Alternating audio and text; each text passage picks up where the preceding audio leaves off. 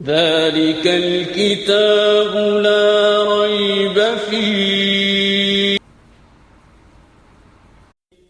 بسم الله الرحمن الرحيم. مثل الذين ينفقون أموالهم في سبيل الله كمثل حبة أنبتت 7 سنابل في كل سنبلة 100 حبة والله يضاعف لمن يشاء والله واسع عليم. الذين ينفقون أموالهم في سبيل الله ثم لا يتبعون ما أنفقوا منا ولا أذى لهم أجرهم عند ربهم ولا خوف عليهم ولا هم يحزنون. قول معروف ومغفرة خير من صدقة يتبعها أذى والله غني حليم. తమ సంపదను దైవ మార్గంలో ఖర్చు పెట్టేవారి ఖర్చుకు ఉపమానం ఒక ధాన్యపు గింజలాంటిది. దాన్ని నాటినప్పుడు అది 7 వెన్నెలు ఈనగా ప్రతి వెన్నెలో 100 గింజలుంటాయి. ఈ విధంగానే అల్లాహ్ తాను కోరిన వారి ఆచరణకు బహువిధ వృద్ధిని ప్రసాదిస్తాడు. ఆయన వికసిత హస్తుడు, జ్ఞాన సంపన్నుడును.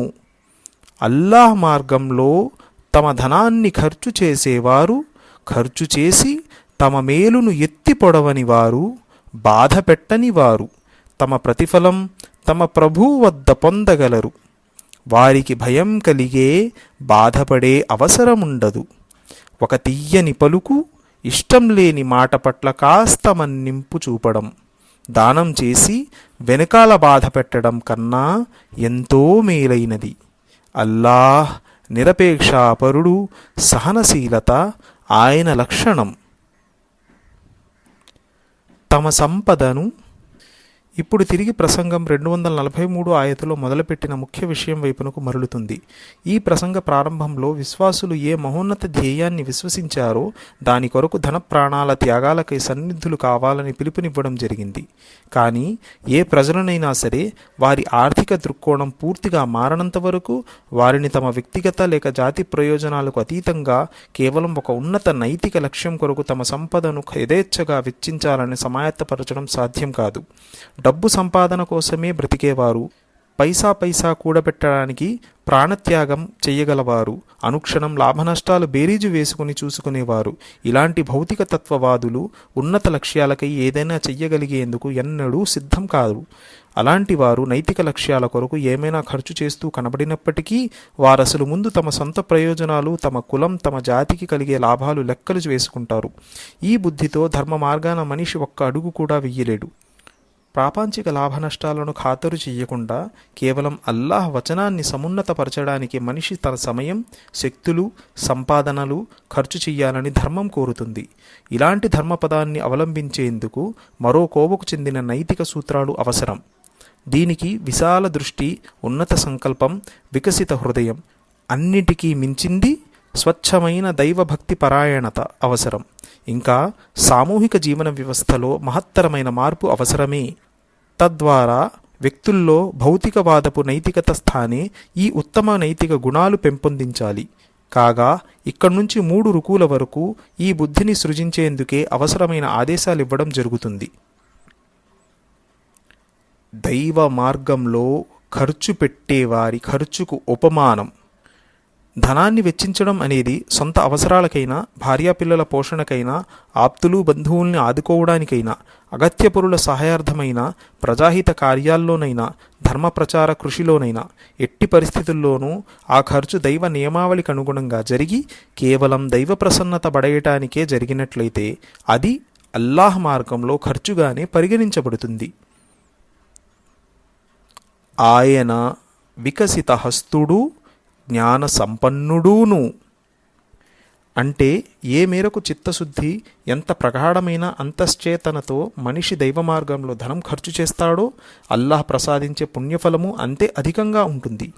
ఏ దైవమైతే ఒక్క ధాన్యపు గింజలో ఎంతో శుభాన్ని అనుగ్రహించి దాని ద్వారా 700 గింజలు పండించగలడో ఆయనకు మీరు చేసే దానాన్ని అదే విధంగా పెంపొందించడం ఏమాత్రం కష్టం కాదు.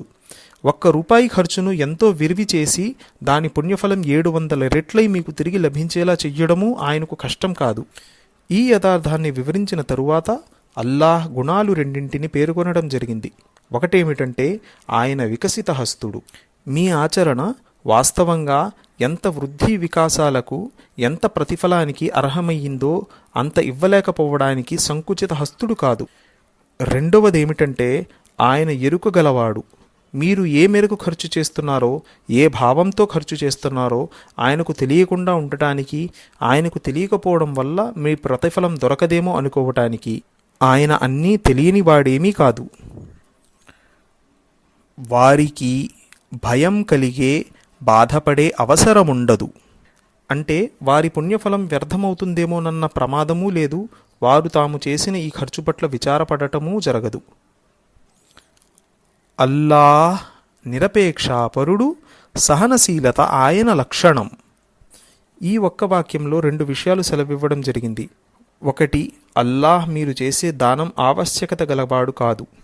2, అల్లాహ్ స్వయంగా సంయమనశీలుడు గనుక ఆయనకు అల్పమనస్కులు కానివారు, విశాల దృష్టి గలవారు, సంయమనశీలురైన వారు అంటేనే ఇష్టం. మీకు అంతులేని జీవితావసరాలు, సాధనా సంపత్తిని ప్రదానం చేసిన దైవం, మీ అపరాధాలు ఎన్ని ఉన్నా మిమ్మల్ని మాటిమాటికి మన్నిస్తున్న దైవం, ఒక నిరుపేదకు పట్టెడు అన్నం చేసే మేలును ఎత్తి పొడుస్తూ అతని ఆత్మగౌరవాన్ని మంటగలిపే వారిని ఎలా ఇష్టపడతాడని, ఈ కారణంగానే హదీసులో మహోన్నత స్వామి అల్లాహ్ దానం చేసి ఎత్తి పొడిచే వ్యక్తితో ప్రళయ దినాన మాటలాడటానికి గాని అతని వైపు కరుణార్ణవ దృక్కులు వెయ్యడానికి గాని ఇష్టపడడు అని తెలుపడం జరిగింది. يا أيها الذين آمنوا لا تبطلوا صدقاتكم بالمن والأذى كالذي ينفق ماله رئاء الناس ولا يؤمن بالله واليوم الآخر فمثله كمثل صفوان عليه تراب فأصابه وابل فتركه صلدا لا يقدرون على شيء مما كسبوا والله لا يهدي القوم الكافرين ومثل الذين ينفقون أموالهم ابتغاء مرضات الله وتثبيتا من أنفسهم كمثل جنة بربوة أصابها وابل فآتت أكلها ضعفين فإن لم يصبها وابل فطل والله بما تعملون بصير. విశ్వసించిన వారలారా, మీ దాన ధర్మాలను ఎత్తిపొడుపుల ద్వారాను మనస్సు నొప్పించడం ద్వారాను తమ సంపదను కేవలం జనుల ముందు ప్రదర్శనా బుద్ధితో ఖర్చు పెట్టేవాని మాదిరిగా మట్టిపాలు చెయ్యకండి. అతను దైవాన్ని విశ్వసించడు, అంతిమ దినాన్ని నమ్మడు. అతని దాన ధర్మాల ఉపమానం ఇది. ఒక కొండరాయి ఉంది, దానిపైన మట్టి పొర పరుచుకుంది. భారీ వర్షం కురిసినప్పుడు ఆ మట్టి మొత్తం కొట్టుకుపోగా కేవలం ఏమీ లేని బండరాయి మిగిలింది. ఇలాంటి వారు తాము దానధర్మాలు చేశామని అనుకొని అర్జించే పుణ్యం వల్ల వారి చేతికేమీ అందదు. తిరస్కారులకు సన్మార్గం చూపడం అల్లాహ్ పద్ధతి కాదు.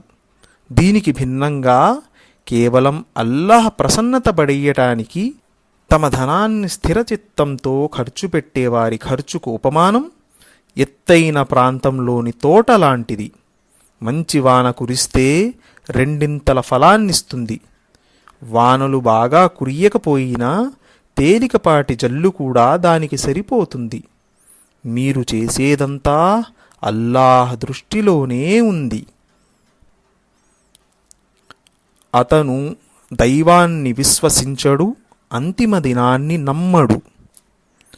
అతని ప్రదర్శనా బుద్ధి స్వయంగానే అతనికి దైవం పైన పరలోక జీవితం పైన నమ్మకం లేదనడానికి నిదర్శనం. ప్రజలకు చూపేందుకు ఏదైనా సత్కార్యం చేస్తున్నాడంటే దాని స్పష్టమైన భావం జనమే అతని దైవం, ప్రతిఫలము వారి నుండే కోరుకుంటున్నాడు అన్నది. అల్లాహ్ ప్రతిఫలాన్నిస్తాడన్న ఆశ అతనికి లేదు. ఒకరోజు తన చేతల లెక్క చూడటం జరుగుతుంది, ప్రతిఫలాలు ప్రసాదించబడతాయన్న నమ్మకమూ అతనికి లేదు. ఏమీ లేని బండరాయి మిగిలింది. ఈ ఉపమానంలో వర్షం అంటే దానం అని భావం, బండరాయి అని అంటే దానం చేసిన సంకల్పంలోని అంతశ్చేతనల్లోని చెడుగు అని అర్థం. పలుచని మన్ను పొర అంటే సత్కార్యపు బాహ్య రూపం అని భావం, దాని క్రిందనే సంకల్పలోపం దాగి ఉంటుంది. ఈ వివరణ వల్ల ఈ ఉపమానం చక్కగా బోధపడుతుంది. వర్షం పడటం వల్ల కలిగే సహజ పరిణామం సస్యం పెరగడం, పంటలు పండటం. కానీ సస్యం అంకురింపజేసే నేల కేవలం నామమాత్రంగా పైపైనే ఉన్నట్లయితే, ఇంకా ఆ ఉపరితలం క్రింద కేవలం ఒక బండరాయి మాత్రమే ఉన్నట్లయితే వర్షం ప్రయోజనకరం కాకపోగా దానికి ప్రతిగా నష్టదాయకమవుతుంది. అలాగే దానం కూడా సత్కార్యాలను పెంపొందించే శక్తి గలదే అయినా అది ప్రయోజనదాయకం కాగలగడానికి నిజమైన సంకల్పశుద్ధి అసలు షరతు. సంకల్పశుద్ధి లేకపోతే అనుగ్రహ మేఘాలు వర్షించడం వల్ల సొమ్ము వ్యర్థమవ్వడం తప్ప మరేమీ కాదు.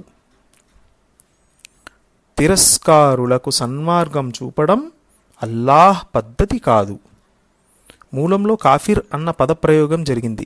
ఇక్కడ కాఫిర్ అన్న పదం కృతజ్ఞుడు, వరప్రసాదాన్ని తిరస్కరించేవాడు అని అర్థంలో ప్రయోగించడం జరిగింది.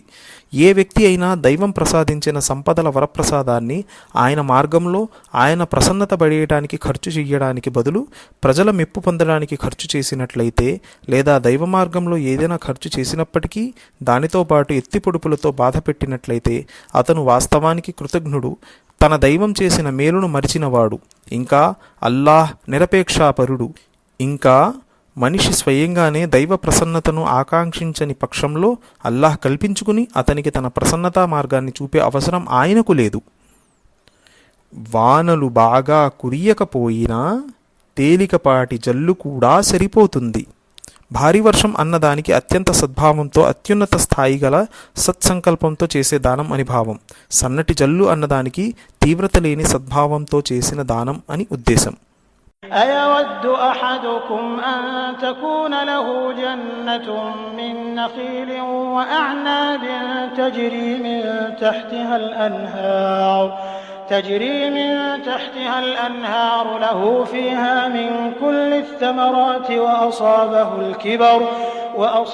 الكبر وله ذرية ضعفاء فأصابها إعصار فيه نار فاحترقت كذلك يبين الله لكم الآيات لعلكم تتفكرون. మీలో ఎవరైనా దీన్ని ఇష్టపడతాడా? అతని వద్ద ఒక పచ్చని తోట ఉండి అది పుష్కలంగా పారే సెలయేళ్లతో, ఖర్జూరం, ద్రాక్ష, మరెన్నో రకాల ఫలాలతో తూలతూగుతూ ఉండగా అతన్ని ముసలితనం ఆవరించి అతని లేబ్రాయపు సంతానం ఇంకా యోగ్యులు కాని స్థితిలో ఉండగా సరిగ్గా ఆ సమయాన ఆ తోట అకస్మాత్తుగా తీవ్రమైన సుడిగాలి వాతనబడి మాడిపోతే ఎలా ఉంటుంది? ఈ విధంగా అల్లాహ్ తన బోధనల్ని మీ ముందు విశదపరుస్తున్నాడు, బహుశా మీరు యోచిస్తారేమోనని. తీవ్రమైన సుడిగాలి వాతన పడి మాడిపోతే ఎలా ఉంటుంది? మీరు జీవితాంతం సంపాదించిన సంపాదన ద్వారా ప్రయోజనం పొందే అతి తీవ్రమైన అవసరం ఏర్పడి తిరిగి సరికొత్తగా సంపాదన చేసే అవకాశము మీకు లేనటువంటి అత్యంత సున్నితమైన పరిస్థితి దాపురించిన సందర్భంలో ఆ సంపాదనంతా సర్వనాశనం అవ్వడం మీరు సుదూరము ఇష్టపడరే. అలాంటప్పుడు ప్రపంచంలో ఓ జీవితకాలం కష్టపడి పరలోకంలో అడుగుపెట్టినప్పుడు మీ జీవన నిర్వాహకమంతా అక్కడ ఏమాత్రం విలువలేదని, మీరు ప్రపంచం కోసం సంపాదించినంతా ప్రపంచంలోనే ఉండిపోయిందని, పరలోకంలో ప్రతిఫలాలు అనుభవించడానికి అక్కడి కోసం మీరు ఏమీ సంపాదించి తీసుకురాలేదని, తీరా అక్కడికి చేరుకున్న తరువాత అకస్మాత్తుగా మీకు తెలిస్తే ఎలా ఉంటుంది? అటువంటి పరిస్థితిని మీరెలా ఇష్టపడుతున్నారు? పరలోకం కొరకు సరికొత్తగా సంపాదన చేసే అవకాశం మీకు అక్కడ ఏమాత్రం లభించదు. పరలోకం కోసం కష్టపడేందుకు గల అవకాశమంతా ఈ లోకంలోనే ఉంది. ఇక్కడ ఒకవేళ మీరు పరలోక చింతన లేకుండా జీవితాంతం ప్రపంచం ప్రోగు చేసుకోవడంలోనే గడిపితే, మీ శక్తులు సామర్థ్యాలు ప్రాపంచిక లాభాలు వెతకడంలోనే వెచ్చిస్తే, మీ బ్రతుకు సూర్యుడు కృంగినప్పుడు మీ స్థితి అచ్చంగా ఆ ముసలివానిలానే నిరాశ నిస్పృహలతో నిండిపోతుంది. అతని జీవితకాలపు సంపాదన, అతని జీవనాధారం కేవలం ఒక తోట మాత్రమే. అది కాస్త మాడిపోయింది. అతను పండు ముసలి స్వయంగా సరికొత్తగా మరే తోటను పెంచలేడు. అతని సంతానం కూడా అతనికి తోడ్పడేందుకు యోగ్యంగా లేదు. ఇలాంటి పరిస్థితినే అప్పుడు మీరు ఎదుర్కోవలసి వస్తుంది.